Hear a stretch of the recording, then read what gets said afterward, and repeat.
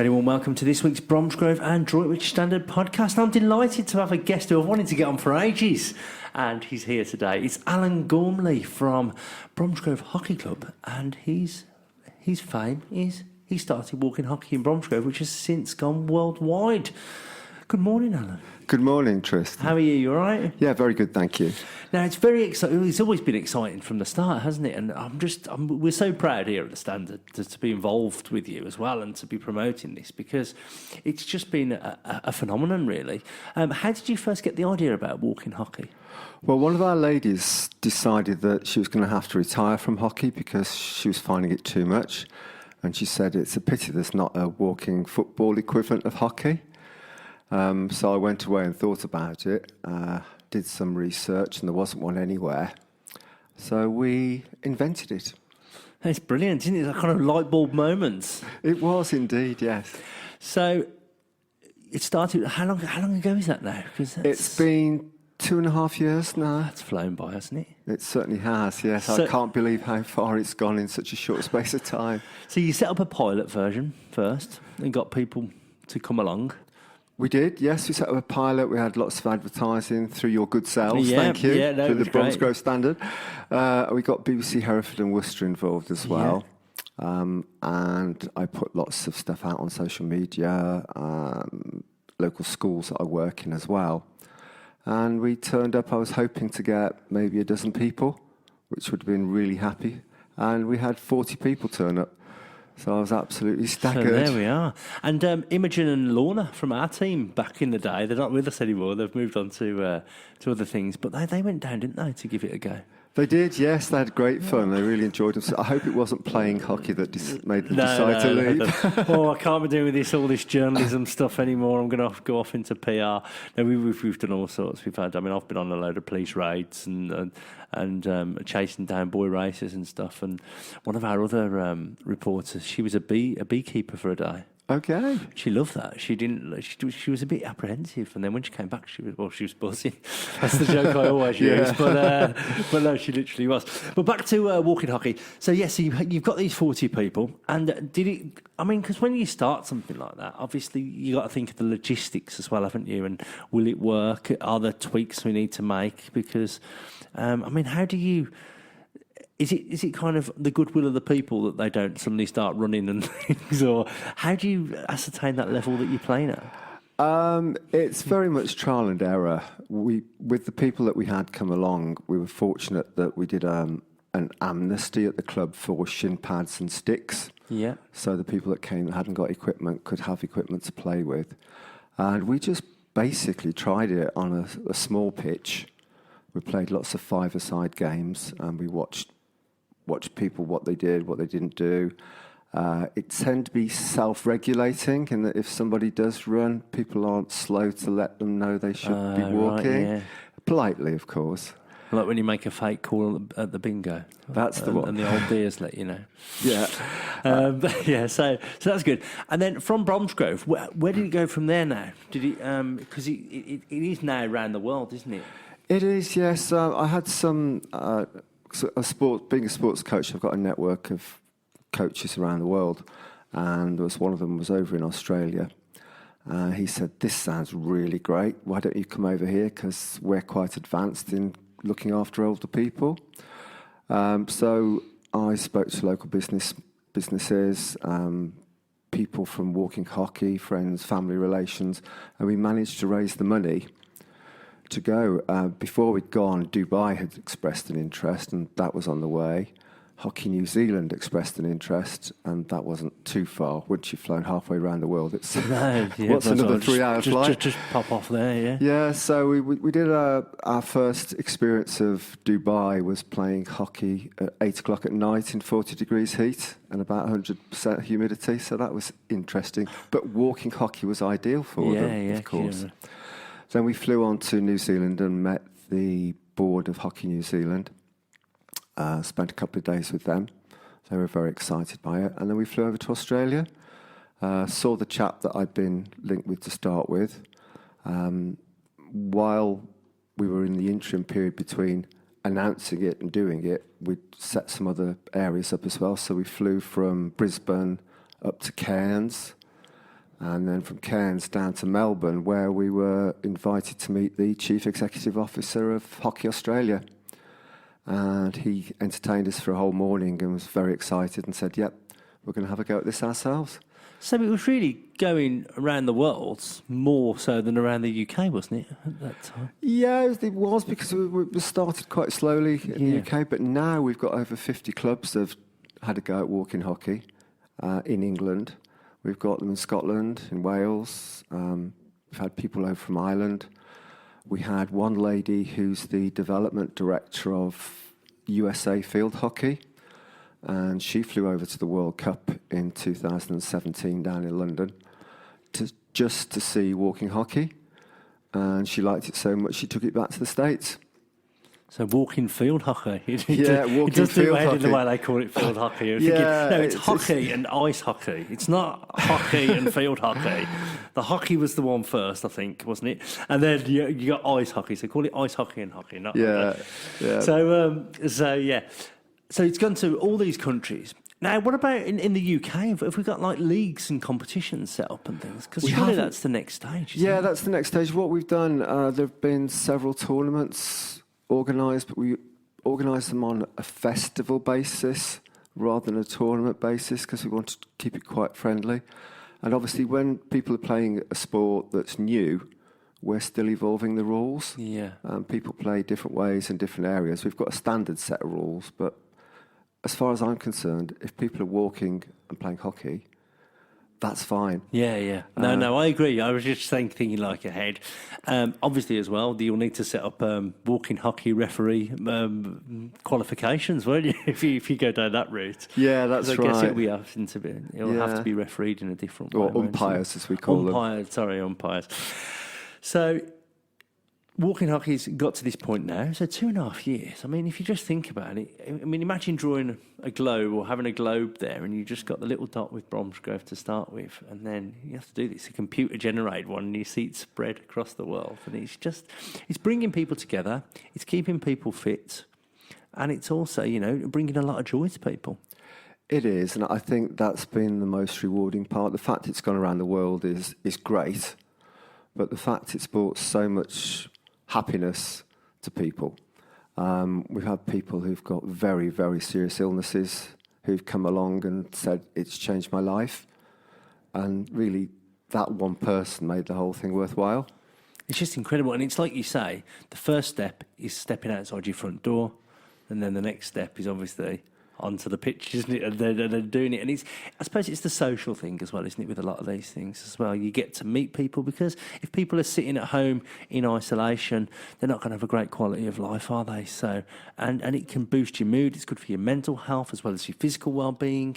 And then obviously you can live longer if you the longer you maintain your independence, keep your joints supple. I mean, it's just got so many benefits. It's got a whole raft of benefits for everybody, really. And it's not exclusively for older people as well. We get moms and dads bring their teenage children along because they haven't got baby care, so we let children join in as well. We've got people who are in their 40s who had to give up playing running sports due to injury. Yeah, they come along, they join in as well. So it really is just for absolutely everyone. It's amazing. So the walking hockey's now getting established. Knowing you like a good challenge. So you came up with this idea of trying some other sports and making Bromsgrove a centre of excellence for walking sports. Yes. And the first seeds are being sown, aren't they, the next couple of weeks? Because you've got daytime walking hockey sessions, 10:30 till 11:30, every Thursday from next week. That's the 24th of October. And then you've got walking football sessions. Walking football, my father-in-law plays it in Northfield, but it hasn't yet been available in Bromsgrove, has it? From what I understand, there have been one or two attempts at making it work, but they've fallen by the wayside.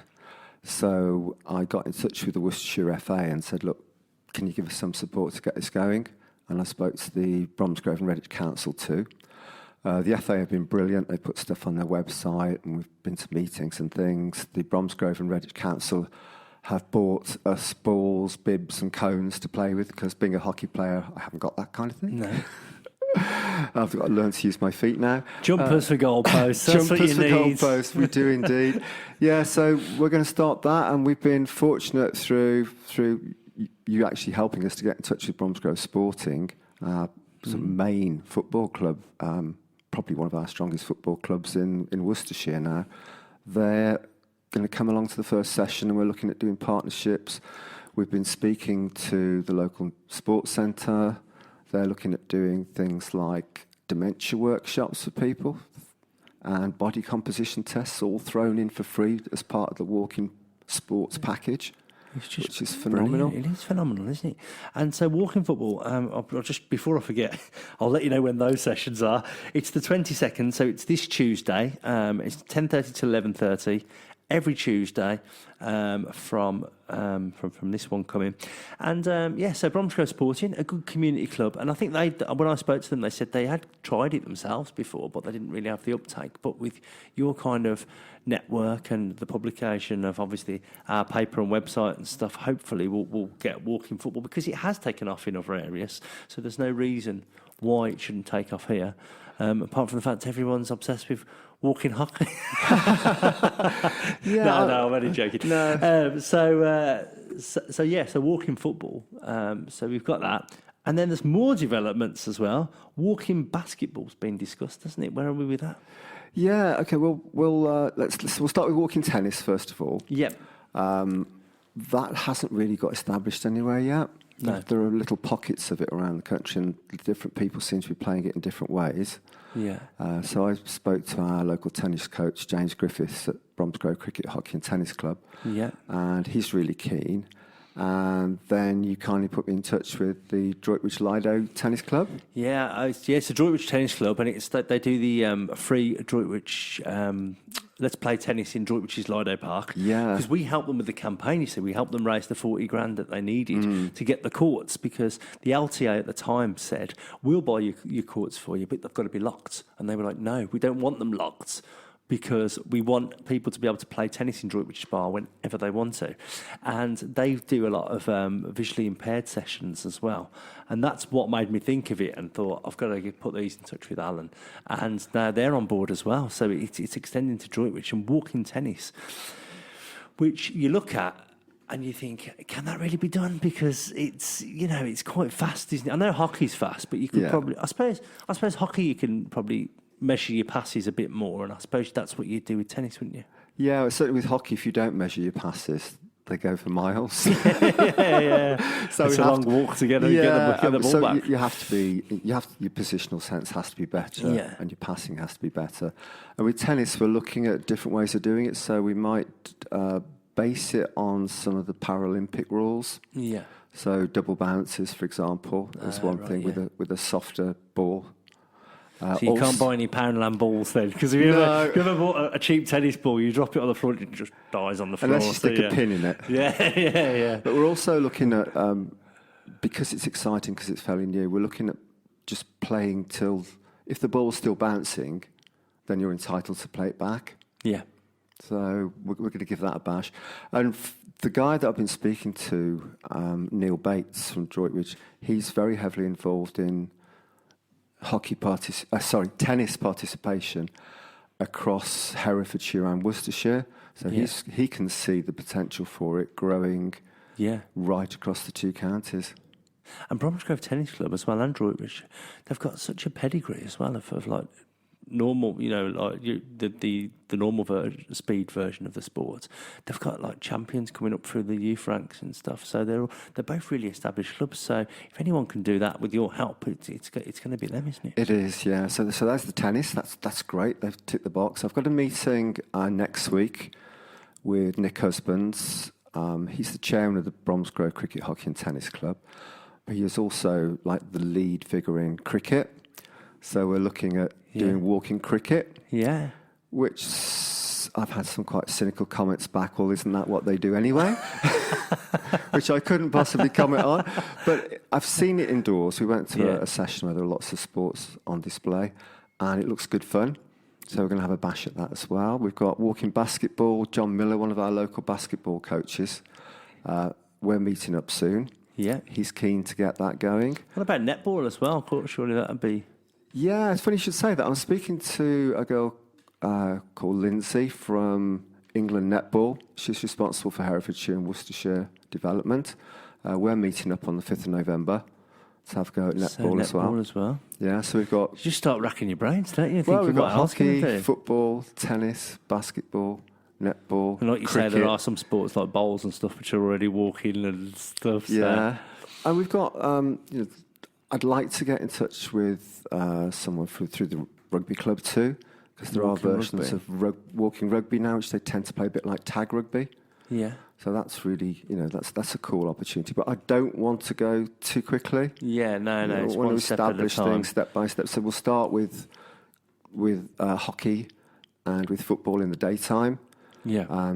Consolidate those. Then maybe look to evening sessions for people that can't get there in the day. Yeah. And then we're looking at a spring launch of tennis and cricket. And who knows what's going to happen beyond then? That is crazy, isn't it? It's just the way it's all developed. So yeah, and also of course the football will be more romantic under the lights, won't it? Oh, of course. We've got Bromsgrove Sporting to tell you about in a bit. They had a good result under the lights last night. They did 4-0. They did 4-0 against but we'll tell you more about that in the sport. So it's just you must pinch yourself sometimes. You must think, how has he got to this after this? And John Inverdale as well, we must mention, who he's become a big fan, and he's launched his own Just Get Active, and that's where you did the showcasing the other week. You were asked 11 players, wasn't it? Went down to showcase. So you've become like a walking sports guru. Yeah, I still find that kind of thing sits uneasily with me because I just do it. A modest walking sports. I do it because I love it. Yeah, I know. You can see that in your passion and stuff. And then what's really even more exciting is that I had a meeting with Stephen Brewster, who's the head or the CEO of Herefordshire and Worcestershire Sports Partnership. They're on board and they've offered to help us if we put any funding applications in, put the right words down. Yeah. But also he can see that it could well become a Worcestershire walking sports organisation rather than just Bromsgrove if it works. And we will be one of the first because everywhere else that's doing multiple walking sports are based in leisure centres. Yeah. So to do it privately, if you like. And also, you've got the fresh air benefits, haven't you, really, if you're playing it outdoors? Yeah, as much as possible we want to play outdoors. Obviously, basketball would need to be indoors. Netball we could do. You have to build a Mooga. You know, one of those Moogas that you get in the park. You could build a basketball Mooga. Yeah. That's another fundraising campaign to start. Yeah. It's when you room at the hockey, tennis and cricket and soon to be basketball club. Not really, no. We'd have to use the existing facilities. That's all right now. But yeah, because that's another thing, isn't it? They say that exercising in cold weather is actually better for your mental well-being as well. Yeah. So let's give some information out about how people can get in contact with you, because that's going to be the thing. I think your social media though, it's so good as well. You get much on Twitter and Facebook, and it always pings up. Alan Gormley's tagged you in a post and stuff, and everything. and then you see the walking hockey, and I think out of all the Bromsgrove posts on there, your walking sports posts must be among the most retweeted because they just get retweeted everywhere, don't they? They do. I think that's having the network around the world. People, they'll retweet it, and they just love it. And they let me know when they've started something. And we had something the other day. Another group in Australia have started up, so they tagged us in it. I got in touch with them, so they're sending some videos over to put onto our website. Yeah, it's fabulous. It's brilliant. So if you want to get in touch with Alan, you can email him at alan@sport-edge.co.uk. That's alan@sport-edge.co.uk. Or you can call him on 07731 369 942, 07731 369 942. Don't worry if you didn't get those down, because they're all on our website on the Walking Sports of Excellence Centre of Excellence story. And also, have you got Facebook and what's the best Facebook and Twitter if people want to follow you and like you and stuff? Right, if you look under Alan Gormley, generally, but also we've got a walking hockey page, which is on there. Is that called Bromsgrove Walking Hockey? Or? It's just called Walking Hockey because we were the first, so we didn't need to put so the you name might as on well. it. The whole world. That's right, and we have a website too, which is walkinghockey.com. Yeah. That's going to evolve into a walking sports website over time. But, that's secondary to actually getting people out on the courts and out on the pitches and having fun. So I think we'll conclude by, if there's someone here listening to this, sitting down, they do want to do more exercise, but, that tentative step has not yet befelled them, what would you say to them? I'd say be bold and be brave. I think getting out your front door is the biggest problem for people. And certainly a lot of the players that we've had come along have said to me, look, I didn't know whether to come or not. I didn't know what I'd find when I got there. Several people are quite isolated and lonely. And they've just taken things like the bull by the horns. They've come down and they've met people, and it's a great social group. We've got so many friendship groups have been formed. But if people are unsure, please give me a call, and I'll talk to you and try and make the transition from home to the pitch as easy as possible. Well, I think that's whenever you do anything, whenever you take up things, I think very often you do get 6 months down the line, you look back and you think, I wish I'd done that sooner. So don't be that person who wishes they'd done that sooner. Do that now. We've got the daytime walking hockey, 10:30 till 11 a.m. Every Thursday from October 24th. That's next Thursday. And the walking football, 10:30 till 11:30 every Tuesday from this Tuesday, which is October the 22nd. And there's loads more information out there. So make sure you get it and make sure you give these walking sports a go. And by more people taking them up, that's only going to boost Bromsgrove's bid to be the walking sports centre of excellence, isn't it? Indeed it is. Thanks for joining us. Thank you very much indeed. Very enjoyable. You're listening to the Bromsgrove Standard Podcast because you have impeccable taste. And let's have a look at some other news now. I've got Claire with me. Hi, how are you? I'm good. How are you? I'm all good. It's getting a bit. It's a bit up in the air at the moment. The paper this week. We've got some sad news. There was a murder in Bromsgrove on Monday night. I saw on the website. Yeah, 10 o'clock, Humphrey Avenue in Charford. We're still getting the details through, so obviously we'll have some updates on the web and in the paper this week. But yeah, very sad situation. So we'll have more on that. Can't really say much more than that. More sad news as well. A man in his 70s was hit by a train in Droitwich on Saturday. Oh, no. That was at Chawson. Again, we're going to be getting more information on that, hopefully. But yeah. How do you find out these things, Tristan? Do people ring in? That one was on. Somebody messaged us on Facebook for that one and said, there's delays in Droitwich. I think somebody's been hit by a train. And when I went on to this was on Saturday night. When I went onto the West Midlands Railway page, they just said it was closed. The line was closed for an emergency incident. So I put that up as a kind of holding statement. Obviously, there would have been a lot of people using the rail network at that time who might have been wondering what was going on. So we put that up, and then it wasn't really till Monday that we got more details after I contacted the British Transport Police. Because although it's kind of news is 24/7 these days, but a lot of the press offices are primarily work Monday to Friday. So if something happens on a weekend, you think, dear, I've got to wait till Monday to do that. We've got a story last week. I don't think we discussed it last week about the near miss outside Chadsgrove School as well. A child was nearly hit by a car on a crossing. Oh no! And there was a plea in last week's paper, and I just thought we'd talk about it because obviously we've got the clocks going back soon, so it's that time of year, isn't it? Has that come round already? That'll be the last Sunday in October, isn't it? Oh my goodness! So, it really so you is. get an extra hour in bed, but it's a small consolation. No, I prefer. Especially with me with my cycling to Barn Green and back that I've been keeping up, so that's good. Yeah, it's like getting up in the middle of the night. So so just everybody, just take it easy outside schools. There's no need to be. I mean, obviously the police are doing their best addressing parking outside schools, and there's various measures in place. But just slow down because, it only takes one wrong move, doesn't it? And Absolutely. Somebody's life could be ended or irreparably damaged forever. And kids are all told not to run out, but often they do. They do, yeah. You can't. I mean, sometimes as well. I mean, even myself in the morning, sometimes you're not completely with it once you've, till you've woken up, so you've had the 16th coffee. So yeah. Can we have some good news, please? This is some good news. Yeah. Well, we got a little bit of good news on the Amelia Hart front because she's a 15-year-old girl who was on the front of Bromsgrove Bromsgrove last week, and I believe she's on the Redditch podcast this week. So what I'm going to do now, I'm going to direct you, if you want more information on this, to listen to the Redditch podcast. Because they live in Bordsley, but she goes to South Bromsgrove High, so it's a bit of a combined story for Bromsgrove and Redditch. Yeah, she's 15. She's got idiopathic scoliosis, spinal condition. She's in a lot of pain, but she remains upbeat.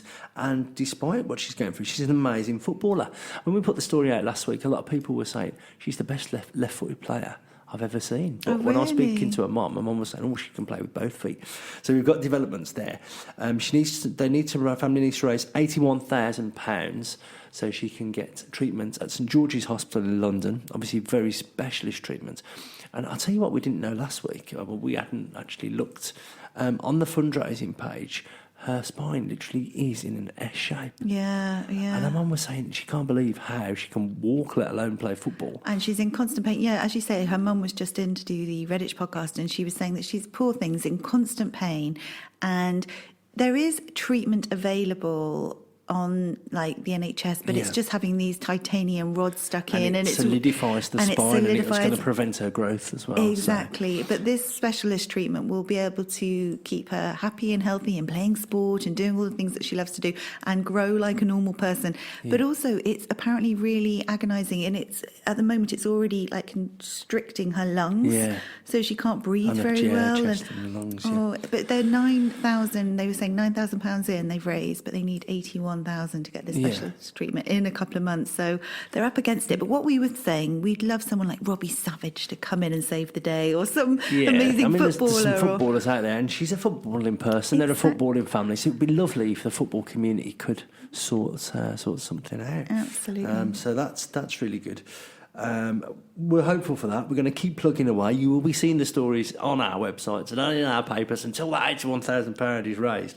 But as I say, if you want more information on this, obviously you can go on the website and donate via there.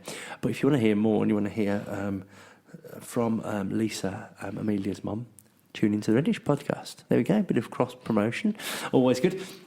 Friday was a lovely day, not weather-wise, because we haven't had a lovely day weather-wise for as long as I can remember. It's all right today. It's all right today. Yeah, some blue sky out there. I'm looking. It was Monday night. I was at Rubery. I was at a meeting and cycling home in the pouring rain. Oh. And my one light had gone on my hat. I've got another light on my bike, on my helmet, and I couldn't really see. And I was going down this drop curb, and I didn't notice this massive pool of water. Oh no! And it just went, like when you got running shoes and they've got mesh. No. This wave went over my feet, and I had to dig out an old pair of trainers yesterday to cycle, because my other ones were still wet and the other ones are damp, but they're wearable now.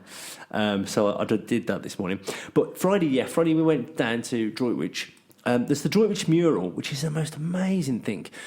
You get two types. Is it on the library? It's on the it's on the I saw your photo. Cafe Morso. Okay. Yeah. So it's one of them things that people probably walk past on a daily basis and then just take it for granted. And then it fell into such a state of disrepair. And then it was created in 1976, the year I was born. And the artist Philippa Treadful, who did it, it was her and her husband, I think, at the time. Her and her son have done the revamp of it, so because they know obviously how it should look and everything. And it's actually a tactile one as well, so the buildings are raised, so if you're partially sighted or blind, you can feel the buildings. But then people were saying, well, hang on a minute, it's okay feeling the buildings, but you don't really know what you're feeling unless you've got somebody there to tell you and what the buildings are. Then there's not really much you can do. I've probably walked past it 1,000 times. Is it just like a picture of Droitwich houses and so things? It's all houses, different buildings, and like St Andrew's Hotel and all the other, and the Raven Hotel and all the different things. So now they've got a piece next to it with numbers telling you what building's which. So I'll tell you where it is. You know, when you just go into Droitwich, if you walk past the church on your left and you're just about to go into the shopping centre bit, it's right there on the wall. Oh, so have a look. It's one of them that you would walk past and just take for granted, which is what I think a lot of the Droitwich people did. And then all of a sudden they must have gone, oh no, it's not here anymore. It's so badly damaged, but it's returned to its former glory. But the event on Friday, because it was unveiled in May, the actual mural, the new look mural. The event on Friday was this amazing plaque, and it's got a QR code on. So what you can do is you can scan your phone, and it takes you to an audio tour where they'll tell you all about the different buildings and stuff.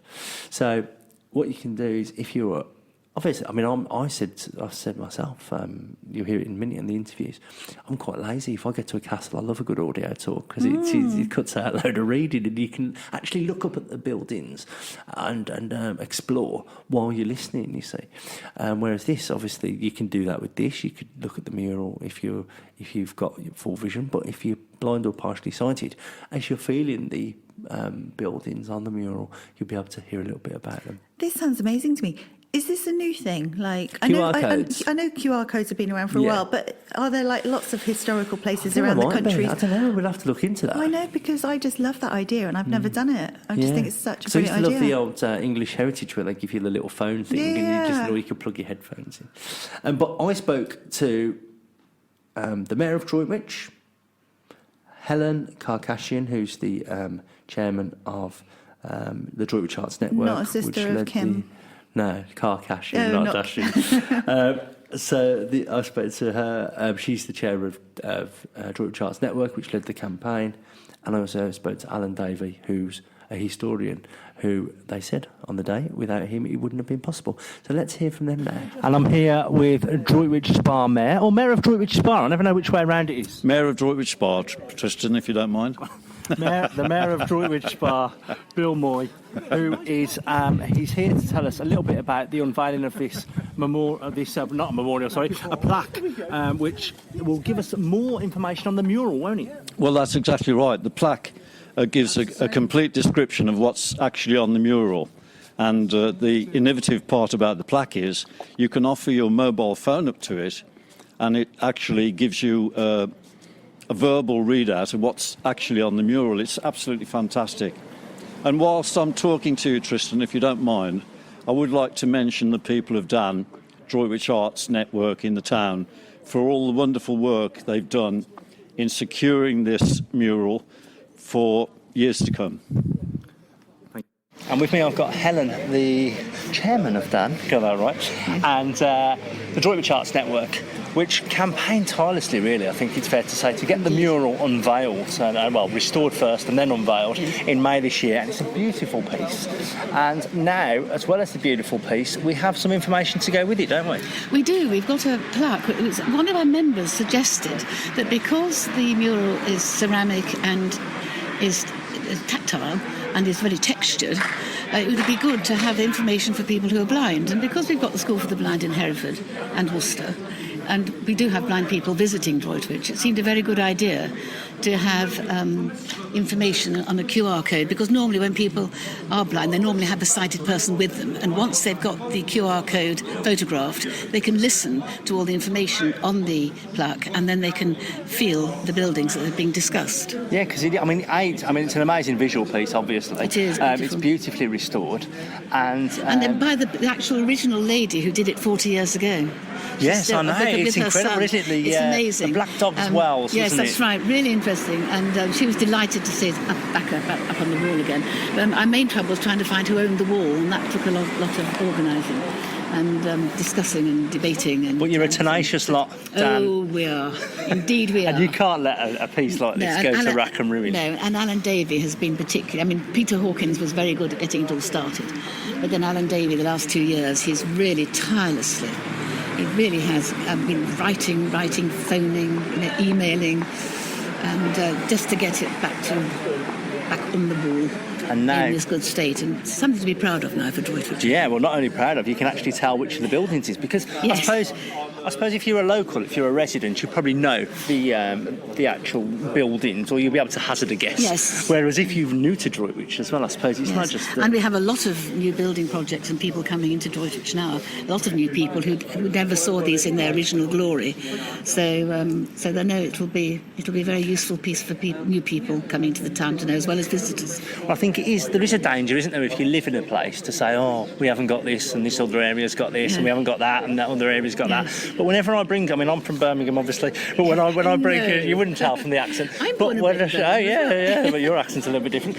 But then when I bring people to Droitwich, they are so impressed. They just think it's a lovely town. Well, there's so much going on all the time. Every night there's something going on. I mean, I'm going next week, week after, I'm going to the Old Cock Inn to watch somebody, a local person, make a longbow.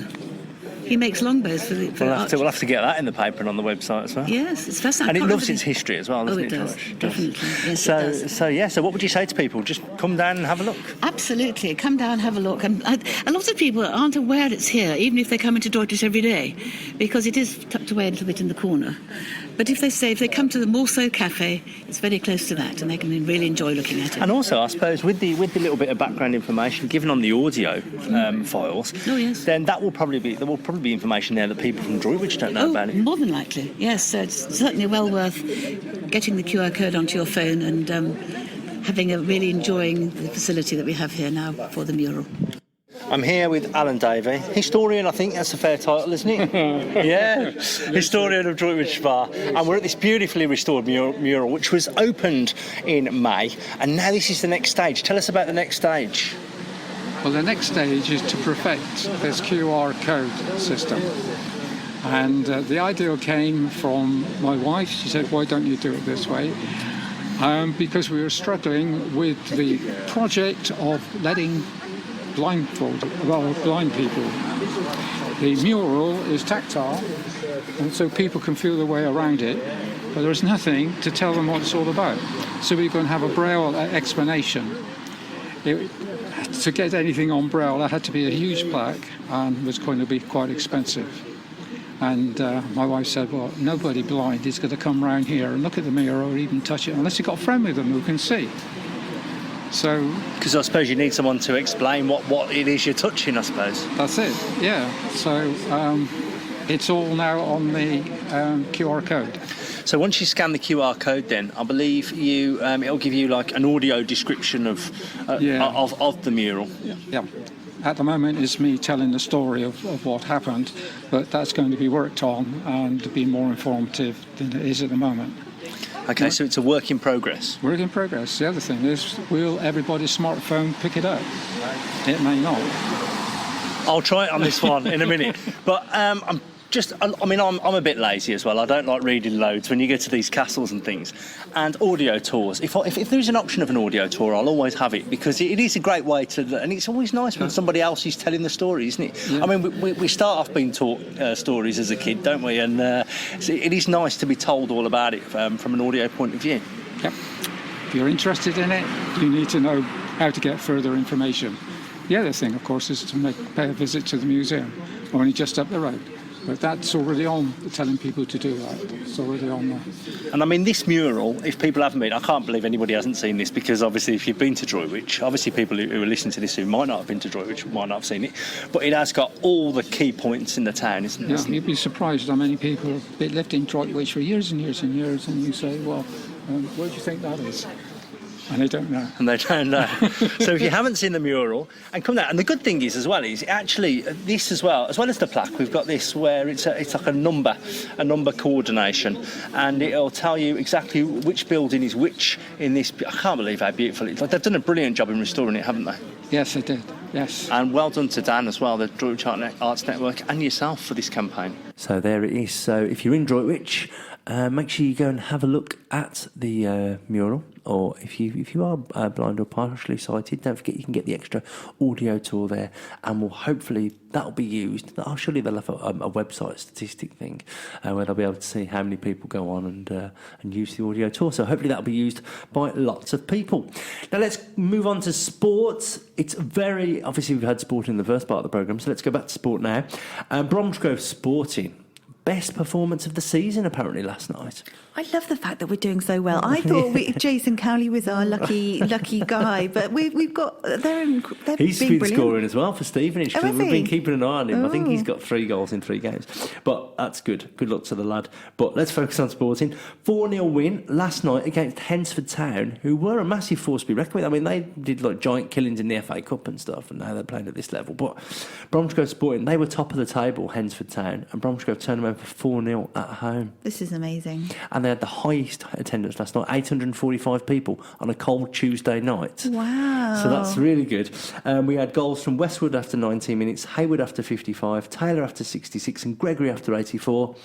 And they're now 10th. They've gone up 4 places after last night. Hensford are no longer top. And then they've got 4 points off the playoffs, 6 points off second and 7 points off the top spot. This is brilliant. I remember you had one of the players on last year. Oh, yeah, it was and the assistant manager, yeah. And he was saying how important it is to have your fans there because it makes all the difference. Do you know what? This could be one of the secrets. I know they're amazing, but this is... it is. They've got an amazing following. Yeah. And we need to keep this up now because they always say in football, where you are at Christmas is normally where you finish roundabouts. So if we can get up there into the playoff places, I mean, they're only 4 points off the playoffs, a couple more wins and a couple of slip-ups above, or actually beating the teams above, takes them into the playoffs, and then that's how they got through last season. A bit too much drama for a lot of fans' likings, but if it's a way of promotion and you're not going to get the top spot, then that's the way forward. They've got Nuneaton Borough on Saturday now. Bromsgrove are in, when did I say they were? 10th or not? 10th, yeah. So Bromsgrove are in 10th. Nuneaton Borough, who they're playing, are 3 points off Bromsgrove, so Bromsgrove could feasibly go above them. Nuneaton Borough in 8th. And then on the 11th, in 11th place is Barwell, and they're playing them next Tuesday away from home. So that could mean then that 2 more wins, they could be really close to the playoffs by this time next week. So good luck to Sporting. Get yourself following them, you fans out there. And then Droitwich Spa, just when you thought Bromsgrove, everything Bromsgrove does, Droitwich Spa always has to come and give it some as well. And they made history last weekend. What did they do? They had an amazing win. They beat Whitchurch Allport 2-0 at home. Jordan Cox scored 2 goals, and it was the first round of the FA Vars. They've never got that far before, and now they're going even further. But it's going to be a tough test. They're away at Lytown. You'd probably want a home tie if you can, really, in the cup, because A, you get the money coming in, and B, it also means that you have a bit of a home advantage in all your supporters. But Lytown's not far away. So Droitwich are in step 7. And Lytown are in step 5, so these are 2 divisions above Droitwich. So it's going to be a tough game, but that's the draw. I haven't checked the date of that yet, but it's not for a few weeks. But hopefully then Droitwich can beat Lytown and make even more history by getting into round 3 of the FA Vars. How good would that be? Amazing. So Droitwich are one of the 2 lowest placed teams left in the competition. So it just shows a lot of the lower teams have gone out, but Droitwich are still there. Saturday, Droitwich have got Tipton Town. They're in 6th. Droitwich are currently in 9th. There's 3 points difference. Droitwich are 11 points off the top spot, but with 4 games in hand because they've played all these cup matches. So if they did win all those 4, football folk will tell you, we want the points on the board, we don't want the games in hand because you've still got to win the games in hand. But if Droitwich were to win those 4 games in hand, they would be top of the league. And then they've got Bromyard Town as well. That's next week, so they've got 2 away games, so it's going to be a little bit tougher, I think. Well, I think they've been doing better away than they have at home. So if Droitwich win those 2 games, maybe we need some Droitwich fans to get out there and get along. I think there are Droitwich fans. I think there are quite a few Droitwich fans. But if you're listening, who would you support if Droitwich were playing Bromsgrove? Tris, as the local editor, doing both papers, who would you choose? I don't know. I think that's like asking you to choose between your kids and stuff. Really? Oh. Maybe. Very big thank you to Alan Gormley for coming in to discuss the Making Bromsgrove the walk-in sports centre of excellence. So we'll be keeping tabs on that and supporting it all the way. If you might want to try these walk-in sports coming up, don't forget we've got the walk-in football and walk-in hockey daytime sessions coming up. So give those a go, and we'd love to hear from you about what you think of them. Maybe on our letters page, or we could read out some comments on this podcast. Don't forget you can follow us on Facebook, Twitter and Instagram. We've got daily updates on our websites every day, bromsgrovestandard.co.uk, droitwichstandard.co.uk, and the social media platforms are where all the conversations are happening, so make sure you get on those. And all that's left to say is we'll see you next week, but don't forget to listen to the Redditch Standard podcast as well and hear the story of Amelia from the point of view of Amelia's mum, Lisa. Thanks for listening. Have a good week.